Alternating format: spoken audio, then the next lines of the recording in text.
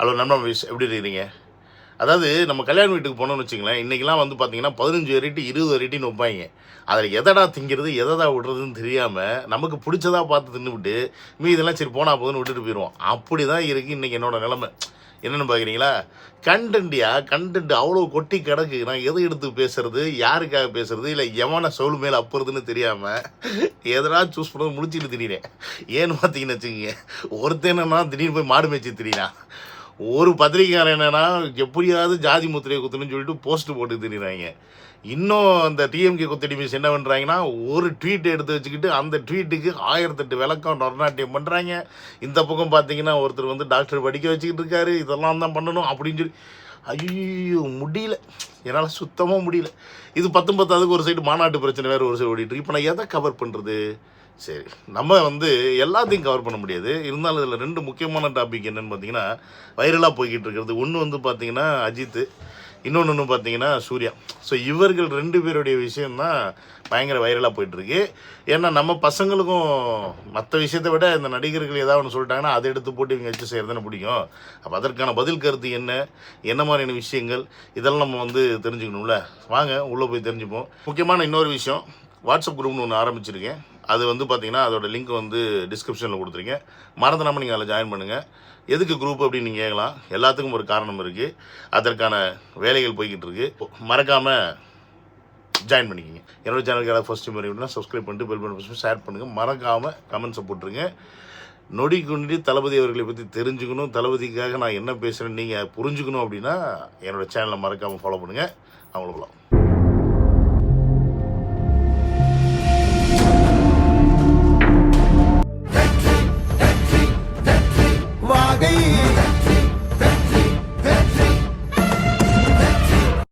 Welcome to Vijay talk and welcome to another video. சரி, முதல் டாப்பிக்காக நம்ம என்ன பண்ணுவோம்னா, இந்த போஸ்ட்டை பார்த்துங்க. தலைவர்கள் அவருடைய 33 சினிமா வாழ்க்கையை வந்து முடிஞ்சிருச்சு, இதோட 33 வருஷம் ஆயிடுச்சு அப்படின்னு இந்த ஸ்டேட்மெண்ட்டை வந்து போட்டிருக்காரு. அதில் பார்த்தீங்கன்னா தன்னுடைய ரசிகர்களை தன்னுடைய சுயலாபத்திற்காகவோ தன்னுடைய தேவைக்காகவோ நான் வந்து பயன்படுத்திக்க மாட்டேன் அப்படின்ற மாதிரி வந்து ஒரு கருத்தை வந்து அந்த இடத்துல போட்டிருக்காரு.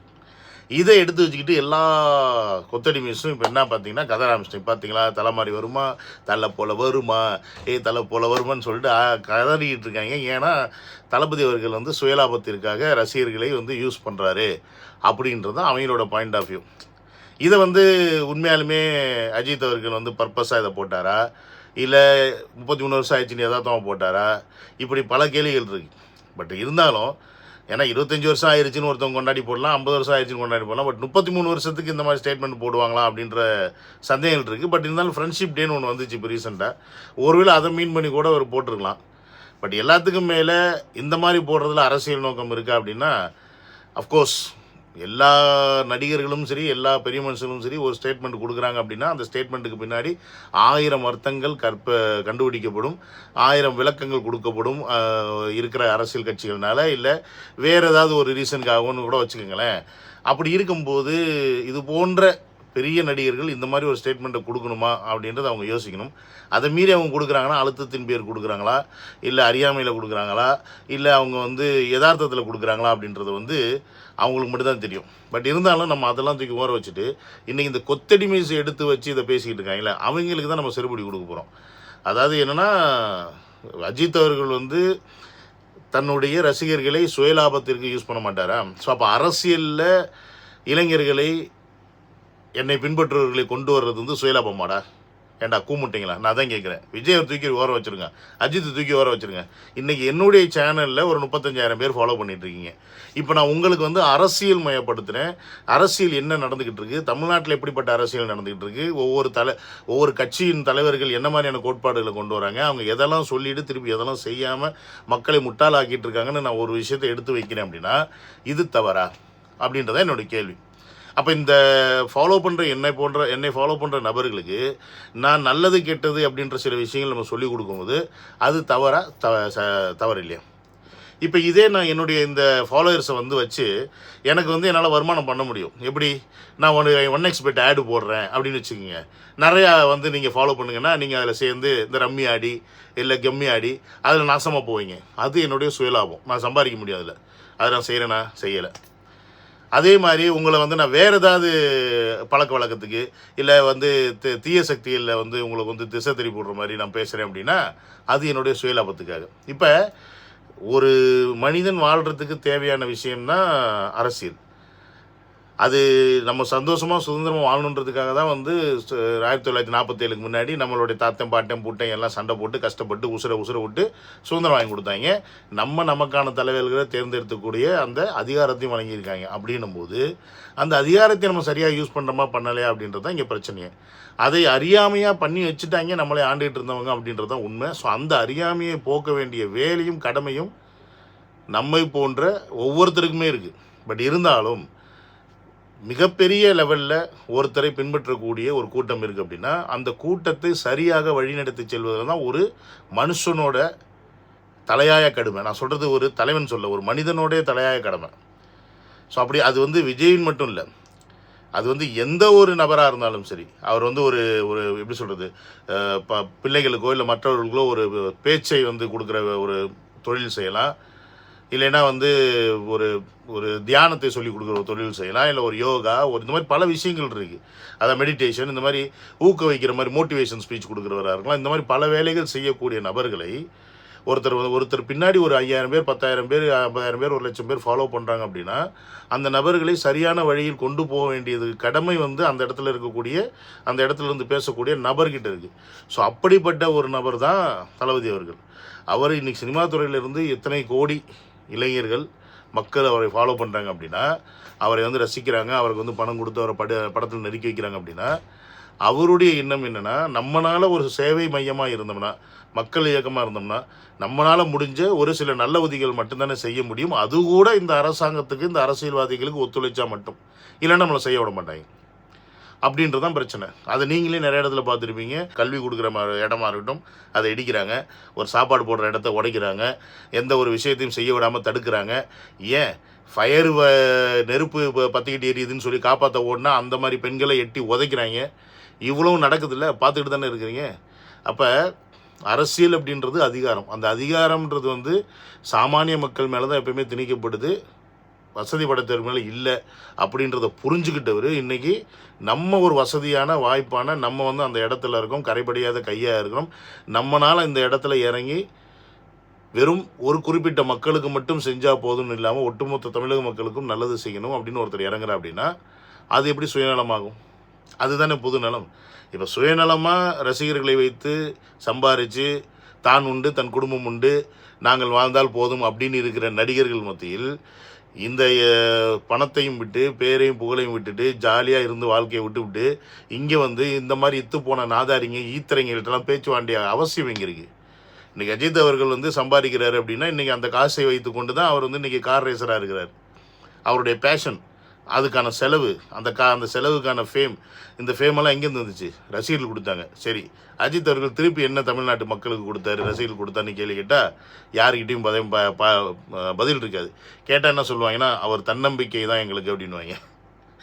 சரி, சொல்லிட்டு போங்கடான்னு விட்டுடலாம். அதே மாதிரி தான் ஒவ்வொரு நடிகர்களுமே தன்னுடைய சுயலாபத்திற்காக அவங்க வந்து இப்போ படம் நடிக்கிறாங்க. ஒரு வளர்ந்து வரும் வரைக்கும் வந்து ரசிகர்கள் மன்றம் வைக்கிறாங்க. வளர்ந்து வந்ததுக்கப்புறமா இன்றைக்கி அஜித் அவர்கள் ரசிகர் மன்றத்தை கலைச்சிட்டு போயிட்டார். நான் எத்தனை நாடு சொல்லியிருக்கேன், அவருக்கு உண்மையாலுமே ரசிகர்கள் வேண்டாம், உண்மையாலுமே இந்த ரசிகர்கள் வேண்டாம் அப்படின்னா சினிமா துறை அவர் எப்பயும் விட்டுட்டு போயிருக்கலாம். பட் அவருக்கு தேவை அந்த சினிமா துறையும் அதில் வரும் வருமானமும், அந்த வருமானத்தை வைத்துக்கொண்டு தான் வாழும் சொஃபஸ்டிகேட்டட் லைஃப், தென் தன்னுடைய பேஷனை நோக்கி போக அதற்கு அந்த பணம் தேவை, இந்த ஃபேம் தேவை, இதெல்லாம் வேணுன்றனால அவர் இன்னமும் ஃபீல்டில் இருக்கிறார். அப்படி தான் என்னுடைய பாயிண்ட் ஆஃப் வியூ. ஸோ இது அவர் தெரிஞ்சு போட்டாரோ தெரியாமல் போட்டாரோ, பட் இதை வச்சு அரசியல் பண்ணுற தற்கொலை பரதேசிகளை செருப்பு கொண்டு அடிக்கணும். கமிங் டு த பாயிண்ட், நம்ம சூர்யா இவர் இப்போ ரீசெண்டாக பயங்கரமாக அடின்னு வெளுத்தாங்க எல்லோரும். ஏன்னு கேட்டிங்கன்னா அஜித்குமார் அவர்களுக்கு வாய்ஸ் கொடுக்கல. நல்ல வேலை கெவினுக்கும் வாய்ஸ் கொடுக்கலன்னு நினைக்கிறேன். கொடுத்துருந்தா வச்சு செஞ்சுருப்பாங்க, அது கொடுக்கல இது கொடுக்கலன்னு. பட் இதுக்கிடையில் இந்த அகரம் ஃபவுண்டேஷன்ஸோடைய ஐ திங்க் 20 வருஷ காலமோ என்னமோ அதற்கான ஒரு ஃபங்க்ஷன் வந்து இப்போ ஒன்று நடத்தியிருந்தார். அதில் வந்து பார்த்திங்கன்னா ஒரு 51 டாக்டர்களை நாங்கள் இது வரைக்கும் உருவாக்கி இருக்கிறோம் அப்படின்ட்டு வந்து அந்த விஷயத்தை வந்து பண்ணுறாங்க. பட் இதை நான் வந்து உண்மையாலுமே வந்து பாலிட்டிக்ஸை தான் பார்க்குறேன். ஏன்னா 2021 டிஎம்கே ஜெயிக்கிறதுக்கு முக்கியமான காரணம் என்ன அப்படின்னா, நாங்கள் வந்தால் நீட்டை ஒழிப்போம் அப்படின்ற ஒரு விஷயத்தை சொல்லி தான் வந்து அவங்க வந்து கட்சியை வந்து ஜெயிக்க வச்சாங்க.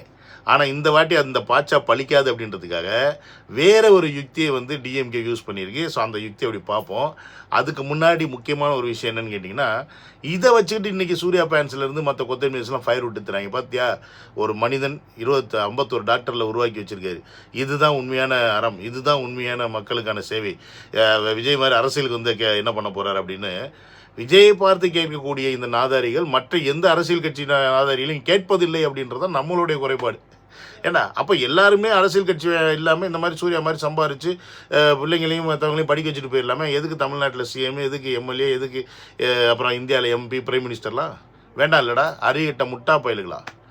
சோத்தத்தான் திங்கிறீங்களா, வேறு ஏதாவது திங்கிறீங்களா கேட்குற மாதிரி தான் இருக்குது. இன்னும் கேட்டால் சூர்யா அவர்கள் அகரம் ஃபவுண்டேஷன் ஆரம்பித்த காலத்தில் இந்த அகரம் ஃபவுண்டேஷனுக்கு அடி போட்டு கொடுத்ததே யாருன்னு அவரே சொல்லியிருப்பார். ஒரு பள்ளி, அரசு பள்ளிக்கு போய் நம்ம அதை தத்தெடுத்துட்டு உதவிகள் செஞ்சு என்னென்னு கற்றுக்கலாம் அப்படின்னு போய் பார்த்தோம். எப்படி செய்யலாம், அந்த படிப்பை நம்பணுமே அப்படிங்கறதுக்காக வந்து ஹீரோவா ஜீரோவா அப்படின்னு ஒரு சின்ன ஒரு குறும்படம் எடுத்தோம். அதில் விஜய் அவர்கள் நடித்தார், மாதவன் அவர்கள் நடித்தாங்க, என்னோட ஜோ நடித்தது, நாங்கள் 4 பேர் சேர்ந்து நடித்தது. எல்லா கிராமத்துக்கும் எல்லா பள்ளிகளுக்கும் வந்து அரசு கொண்டு போய் அதை சேர்த்தாங்க. அதாவது விஜய் அவர்கள்ட்ட போய் கேட்டோடனே விஜய் அவர்கள் இந்த அகரம் ஃபவுண்டேஷனை ப்ரொமோட் பண்ணுறதுக்கு நடித்து கொடுத்துருக்காருடா. நாதாரிகளை நடித்து கொடுத்துருக்காரு. சும்மா எடுத்தோடனே ஒரு அகரம் ஃபவுண்டேஷன் ஸ்டார்ட் பண்ணிட்டேன் உடனே எல்லாரும் சேர்ந்துட்டாங்க அப்படி கிடையாது. பல நடிகர்கள், அதில் முக்கியமான நடிகர் விஜய் அவர்கள் வந்து இந்த இதை நடித்து கொடுத்து நிறைய பேருக்கு இது போன சேர்ந்தனால தான் அகரம் ஃபவுண்டேஷனை என்ன அதில் வந்து முதல்ல வந்து அவங்க வந்து 1 கோடி இலக்கு, அதுக்கப்புறம் 100 பிள்ளைகள் படிக்க வைக்கணும்னு பார்த்தாங்க. பிள்ளைகள் அதிகமாகுது. அவர் அஃப்கோர்ஸ் அவர் ஒரு நடிகர்னும் போது கூட்டங்கள் சேரும், நம்பகத்தன்மை வரும், நிறைய பேர் உள்ளே இன்வெஸ்ட் பண்ணுவாங்க, நிறைய பேர் காசு கொடுப்பாங்க. இதுக்கு பின்னாடி என்ன மாதிரியான லாபிகள், உண்மையான விஷயங்கள் என்ன இருக்குன்னு யாருக்கும் தெரியாது. பட் பிள்ளைங்க படிக்கிறாங்களா இதில், அவ்வளோதான் நம்ம பார்க்க வேண்டியது. எண்ட் ஆஃப் தி டே இப்போ இதில் என்ன மேட்ருன்னா, இப்போ இதில் வந்து நீட்டுக்கு ஒரு ஆப் ஒன்று வருது. அந்த விஷயத்தை யார் சொல்லியிருப்பாருன்னா, இப்போ நம்ம புதுசாக எம்பியான்னு இருப்பாருங்க, ராஜ்யசபா எம்பியா, டார்ச் எல்லாம் போட்டு டிவியை உடச்சிட்டு கடைசியில் அந்த கூடாரத்தில் போய் ஐக்கியமான ஒருத்தர் இருக்காரு. அவர் சொல்லியிருப்பாரு. இப்போ புரியுதா ஏன் நீட்டு வேண்டாங்கிறோம்? சர்வாதிகார சங்கிலிகளை, சனாதன சங்கிலிகளை எல்லாம் நொறுக்கி தள்ளக்கூடிய ஒரே ஆயுதம் இதுதான். இதை தவிர வேற எதையும் கையில் எடுக்காதீங்க. இந்த மேடையில் பார்த்த டாக்டரை அடுத்த வருஷம் பார்க்க முடியாது. இந்த டாக்டர்கள் மாதிரி அடுத்த வருஷம் விழாவில் இவங்களால காட்ட முடியுமாங்கிறதுல ஒரு சின்ன சந்தேகம் இருக்கு. ஏன்னா 2017க்கு பிறகு இவர்களால் இந்த முயற்சியை தொடர முடியவில்லை. இப்ப புரியுதா ஏன் நீட்டு வேண்டாங்கிறோம்? 17லேருந்து இந்த வாய்ப்பை 13 தான் மொத்தம் நம்பர்னே வச்சுப்போம், 20 தான் வச்சுப்போம். 2017ஆம் ஆண்டு முதல் இன்றைய தேதி வரை இந்த மாதிரி அத்தனை பிள்ளைகளுக்கு கல்வி கிடைக்காமல் செய்து விட்டது இந்த சட்டம். அகரம் நினைச்சா ஒண்ணும் விட முடியாது. பார்த்தீங்களா, என்னது 2017க்கு அப்புறமா கிட்டத்தட்ட 7-8 வருஷம் ஆகி போச்சு. இப்போ வரைக்கும் இந்த அகரம் ஃபவுண்டேஷன்லேருந்து டாக்டர்கள் உருவாகவில்லை. இதைத்தானடா தளபதி அவர்கள் சொன்னார். நீட் மட்டுமே படிப்பல்ல, அதான் டாக்டர் மட்டுமே படிப்பல்ல, உங்களுக்கு ஏகப்பட்ட துறைகள் இருக்குது, நீங்கள் அதில் போய் கான்சன்ட்ரேட் பண்ணுங்கள், இதில் மட்டும் மண்டையை போட்டு திணிச்சு நீங்கள் வந்து நாசமாக போயிடாதீங்க அப்படின்னு நடைமுறையில் சாத்தியப்படலை. அதை சாத்தியப்படுத்த முடியலை. ஏன்னா அதோடைய சட்டத்திட்டங்கள் அந்த மாதிரி இருக்குது. அதை வந்து மேலே டெல்லியில் அதை வந்து இம்ப்ளிமெண்ட் பண்ணிட்டாங்க. அதை நீக்கணும் அப்படின்னா அதற்கான ஒரு சட்ட திருத்தம் கொண்டு வரணும் அப்படின்ற ஒரு விஷயம் இருக்குது. அந்த சட்ட திருத்தம் யார் கொண்டு வர முடியும்? அரசியல்வாதிகள், அந்த நாடாளுமன்றத்துக்குள்ளே நுழையக்கூடிய கமலஹாசன் போன்றவர்கள், அப்புறம் தமிழ்நாட்டில் இருக்கக்கூடிய மினிஸ்டர்ஸ், இவங்கெல்லாம் இந்த மாதிரி எல்லா ஸ்டேட்லையும் இருக்கக்கூடிய மினிஸ்டர்களால தான் ஒரு சட்டத்தை மாற்றவோ திருத்தவோ முடியும். இன்றைக்கி அகரம் ஃபவுண்டேஷன் மூலிமா 51 டாக்டர் உருவாக்க முடிஞ்ச சூர்யானால் ஏன் 2017க்கு அப்புறம் உருவாக்க முடியல? ஏன்னா அவர்கிட்ட அதிகாரம் இல்லடா, அறிவிட்ட முட்டா போயிடலா. அவர்கிட்ட எவ்வளோ வேணால் காசு இருக்கலாம். அவரால் இந்த நீட்டை இப்போ நிறுத்த முடியுமா? நீட்டை தடுக்க முடியுமா? இப்போ இதனால் பாதிக்கப்பட்டு படிக்க முடியாமல் போன இளைஞர்களை படிக்க வைக்க முடியுமாடா? பரதேசிங்களா? இதே அரசியல்வாதியாகி அவருக்கு ஒரு பொசிஷன் கிடைச்சி ஒரு எம்எல்ஏவோ ஆனாவோ ஒரு எம்பி ஆனாவோ அவங்க சட்டமன்றத்துக்கு நுழைஞ்சாலோ அவங்களுடைய அந்த கருத்தை வலிமையை எடுத்து வைக்கவும், அந்த இடத்தில் அதற்கு வந்து ஸ்ட்ரெஸ் கொடுத்து ஏதாவது பண்ணுறதுக்கான தேவைகளை செய்யறதுக்கும் வாய்ப்பு இருக்குது. நீங்கள் வெளியே நின்று மக்களாக நின்று போராடிட்டு இருந்தீங்கன்னா ஒரு மைனும் ஒன்றும் பார்க்க போகிறது கிடையாது. ஏன்னா 3 வருஷமாக பரந்தூரில் போராடிட்டீங்களா, என்ன ஆயிடுச்சு? ஒன்றும் ஆகலை. நீ அறப்போர் பண்ணுற வரைக்கும் உன்னை வந்து கண்டுக்க மாட்டான். 7 லேட்டாக உட்காந்து நீ என்ன பண்ணிட்டு போடான்னு விட்டுட்டு அவன் வாட்டுக்கு அவன் வேலையை பார்த்துட்டு இருப்பான். நீ அராஜக போர் பண்ணால் தான் உன்னை வச்சு லாடம் கட்டி உள்ள தூக்கி போடுவான். இந்த அராஜக போரெல்லாம் நீங்கள் பண்ண போகிறேன்னு தெரிஞ்சாவே அவங்க துடிச்சு முடிச்சு விட்ருவாங்க உங்களை. அது இல்லாமல் சைலண்டாக நான் வாட்டுக்கு ஒரு இடத்துல ஸ்டேஜை போட்டு உட்காந்துக்கிட்டு நாங்கள் 3 வேளை உண்ணாவிரதம் இருக்கோம், இல்லை சாப்பிடாம போகிறோம், வேலை பார்க்குறோம், என்னமோ பண்ணுறோன்னு இருந்தீங்கன்னா கண்டுக்க மாட்டாங்க. போடா நீ என்னமோ கத்திட்டு போடா, எங்களுக்கு என்ன, நாங்கள் என்ன பண்ணுவோம் பண்ணிக்கிறோம் அப்படின்ற மைண்ட் செட்டில் தான் எல்லா அரசியல்வாதிகளும் இருக்காங்க. இதை முதல்ல புரிஞ்சுக்கணும். அதனால் இங்கே சூர்யாவுக்கு நீங்கள் ஃபயர் விட்டாலும் சரி, அஜித்துக்கு ஃபயர் விட்டாலும் சரி, அரசியல் அப்படின்ற ஒரு விஷயம் இல்லாமல் நீங்கள் யாருக்கு ஃபயர் விட்டாலும் எண்ட் ஆஃப் த டே உங்களுக்கு ஃபயர் விடுவாங்க பின்னாடி. அப்புறம் ஐயோ முய்யோன்னு எரியுதுன்னு கத்த வேண்டியதான். நீயும் நண்பா நம்பிஸ் இவங்களுக்கு பொறுத்த வரைக்குமே ஏதாவது ஒரு சான்ஸ் கிடச்சிருச்சுன்னா தளபதி அவர்களை அட்டாக் பண்ணிடலாமா, எப்படியாவது அது கிரிட்டிசைஸ் பண்ணிடலாமா அப்படின்னு காத்துக்கிட்டு என்னமோ வேலை பண்ணிகிட்டே இருக்காங்க. நம்ம பசங்கள்லாம் பார்த்தீங்கன்னா ட்விட்டரில் உட்காந்து சம்டைம்ஸ் ஃபீல் பண்ணி, ஒரு சில சிஸ்டர்லாம் பார்த்தீங்கன்னா இவர் ஏன் இவ்வளோ அசிங்கம் பேசுகிறீங்க, அதை பண்ணி அவங்க எல்லாத்துக்கும் ஒரே ஒரு விஷயம் சொல்லிக்கிறேன். அவர் ரொம்ப கூலாக ஜாலியாக வீட்டில் சிரித்து ஜாலியாக இருப்பார். இப்போ ஏன்னா முக்கியமான பாயிண்ட்டு எல்லாம் கதறாங்க, அது அவருடைய ப்ளஸ் பாயிண்ட்டு. ஏன்னா அவர் சரியானவர் இல்லை அப்படின்னா அவருக்கான அந்த வேல்யூ இல்லை, அவருக்கான அந்த ஸ்ட்ரென்த் இல்லை. அவருக்கு வந்து 2026 தேர்தலில் அவர் பெருசாலாம் ஒன்றும் வரமாட்டார்னு நினச்சாங்கன்னா அவரை கண்டுக்கவே மாட்டாங்க. சீமான்லாம் ஆரம்பித்த காலத்தில் ஏதாவது ஏடிஎம்கே டிஎம்கே அவர் சீண்டிச்சா தூ அப்படின்னு துப்பிட்டாங்க, என்னது தூ அப்படின்னு துப்பிட்டாங்க. அப்படி இருக்கும்போது விஜய் அவர்கள் கட்சி ஆரம்பித்ததுக்கு மட்டும் ஏன் கதறாங்க? கட்சி ஆரம்பித்த நாள்லேருந்து கதறிட்டு இருக்காங்கன்னா மக்களாகிய நீங்கள், ஃபேன்ஸ் ஆகிய நீங்கள் புரிஞ்சுக்கணும். ஸோ மேட்ரு என்னென்னா அவரை பற்றி நீங்கள் கவலைப்பட வேண்டாம். அவர் ஜாலியாக அவர் ஒவ்வொரு விஷயத்தையும் பிளான் பண்ணிட்டு இருக்காரு. இந்த மாநாட்டோடைய தேதி கூட ஒரு மிகப்பெரிய பிளான் தான். அந்த பிளானில் என்ன இருக்குன்றதை நான் அடுத்த என்னுடைய இந்த மாநாட்டு விஷயத்தை பற்றி பேசுவேன், அதில் நான் உங்களை டிஸ்கஸ் பண்ணுறேன். ஸோ இந்த மாதிரி நான் முந்தானேத்தோ ஒரு ட்வீட் போட்டேன்னு நினைக்கிறேன். Vijay is not a magic, is full of logic அப்படின்ற விஷயத்தை நீங்கள் புரிஞ்சுக்கணும். அவர் ஒவ்வொரு ஸ்டெப்பையுமே லாஜிக்காக தான் எடுத்து வச்சு போயிட்டே இருக்கிறாரு. ஏன்னா அவர் வந்து எதை நோக்கி போகிறார் அப்படின்னு பார்த்தீங்கன்னா வெற்றியை நோக்கி போகிறார். சும்மா வந்து மக்களை ஏமாற்றும் அந்த ஒரு மோடில் போல வெற்றி நோக்கி போகிறனால அந்த வெற்றிக்கான என்ன தேவையோ என்னெல்லாம் பண்ணணுமோ அதை முன்னெடுத்து வச்சு போயிட்டுருக்காரு அப்படின்றத நீங்கள் முழுசாக நம்புங்க. நீங்கள் கோயிலுக்கு போனீங்கன்னா என்ன பண்ணுவாங்கன்னா குளம் இருக்கும், அந்த குளத்துக்குள்ளேயும் நிறையா மீன்கள் இருக்கும். எல்லாம் பொரியை வாங்கிட்டு போய் போடுவோம், போட்டோன்னே கடன்னு அந்த இடத்துல மீனெல்லாம் வந்து முக்கியம். நீங்கள் நிறைய பேர் பார்த்துருப்பீங்க. ஸோ அந்த மாதிரி இந்த அரசியல் அப்படின்றது பார்த்தீங்களா, தமிழ்நாட்டுக்குள்ளே இருக்கக்கூடிய அரசியல் இது வந்து ஒரு குளம் மாதிரி, திராவிட குளம், தமிழ் தேசிய குளம் இப்படின்னு இந்த குளத்துக்குள்ளேயே இவங்க எல்லாமே அரசியல் பண்ணிகிட்டே திரிஞ்சு இதில் பெரிய பெரிய மீன்கள்லாம் வந்து அரசியல்வாதிகள், சின்ன சின்ன மீன்கள்லாம் நம்மள மாதிரி மக்கள் நம்மளை சாப்பிட்டுக்கிட்டு இதுங்க ஜாலியாக இருந்துச்சுங்க. இப்போ இந்த மீன்களை பிடிக்கக்கூடிய ஒரு முதலாளி ஒருத்தர் வந்துட்டார். அவர் என்ன பண்ணுறாருன்னா நம்மளை காப்பாற்றுறதுக்கு பொரிய தூக்கி போடுறாரு. ஏன்னா பொரிய போட்டோடனே நம்மளாம் வர முடியாது, என்னமா சின்ன மீன்களாச்சே, பெரிய பெரிய மீன்கள்லாம் வந்து தின்னு வந்துடுது. இதை அப்படியே மொத்தமாக அள்ளி தூக்கி அடி போட்டு கசாப் கட்டில் போட்டு அவர் வந்து ஃப்ரெஷ்ஷாக நமக்கான நல்ல மீன்களை உள்ளே விட்டுறதுக்கான ஒரு வேலையில் இருக்கிறாரு அப்படின்றத நம்ம புரிஞ்சுக்கணும். ஸோ இந்த மீன்கள் எல்லாம் அகற்றப்படும். இந்த மாநாட்டுக்கு அப்புறமா தமிழ்நாடு தெரிக்கும் அப்படின்றதுல மாற்றுக்கிறது கிடையாது. அக்டோபருக்கு அப்புறமெல்லாம் பார்த்தீங்கன்னா இது வந்து தமிழ்நாடு கிடையாது, விஜய் நாடு அப்படின்றத நீங்கள் வந்து ஸ்ட்ராங்காக நம்பலாம். ஏன்னா அந்த அளவுக்கு இருக்கும், அதில் மாற்றுக்கிறதே கிடையாது. ஸோ தைரியமாக இருங்க, வெற்றி நமதே அப்படின்றத சொல்லி இந்த வீடியோ முடிச்சுக்கிறேன். நடந்த வீடியோவில் டேக் பை.